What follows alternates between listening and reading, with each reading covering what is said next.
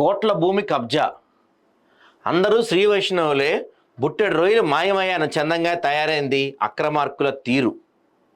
Survey number 35లో సర్కారు భూమి మాయం. 2500 గజాల ప్రభుత్వ భూమి కబ్జా.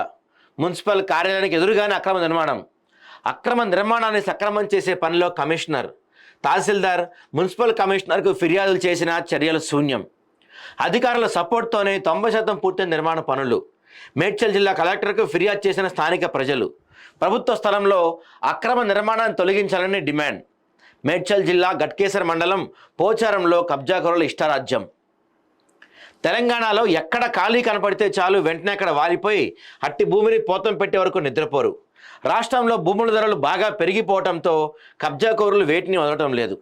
ఊరంతా ఒక దారి అయితే ఉలిపి కట్టేది ఒక దారి అన్నట్టు కబ్జాదారులు అదే పనిగా పెట్టుకుంటున్నారు. రాజకీయ నాయకులు వాళ్ళ అనుచరులకు అధికారులు గులాంగిరీ చేస్తున్నారు.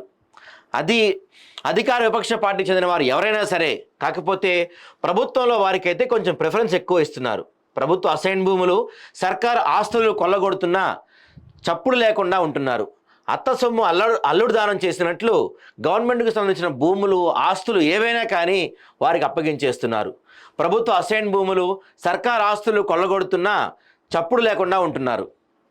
రాజధాని నగరంలో భూములు చాలా కాస్ట్లీ కావటం, సిటీ పరివాహక ప్రాంతంలో ఎక్కువ భూమి కబ్జా చేస్తున్నారు. అధికార డబ్బు బలంతో ప్రభుత్వ భూములు కనపడితే వాటిని పోతం పెడుతున్నారు. స్థానికంగా ఉన్న సర్కారు భూములను కబ్జా చేసి ఇష్టానుసారంగా వ్యవహరిస్తున్నారు. అక్రమార్కులకు అధికారులు ఫుల్ సపోర్ట్ ఉండడంతో వాళ్ళు ఇంకింత రెచ్చిపోతున్నారు.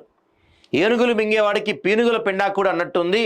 గవర్నమెంట్ ల్యాండ్ కబ్జా చేసి పెద్ద పెద్ద నిర్మాణాలు చేపడుతుంటే రెవెన్యూ, మున్సిపల్ అధికారులు ఏం చేస్తున్నారు? వారికి ఎలా అనుమతులు ఇచ్చారో అర్థం కాని పరిస్థితి.